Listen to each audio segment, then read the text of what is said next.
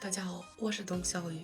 这两天大家都看到了我们的军队进入到俄了，现在我想给大家唱一首胜利的歌。Зродились ми великої години з пожеж війни, і полум'я вогнів плекав нас біль, за долю України ростив нас гнів, і лють на ворогів плекав нас біль, за долю України ростив нас гнів, і лють на ворогів. І ось ідемо у бою життєвому, тверді й міцні, незламні, мов граніт. Поплач не дав свободи ще нікому, а хто борець, той здобуває світ. Поплач не дав свободи ще нікому, а хто борець, той здобуває світ.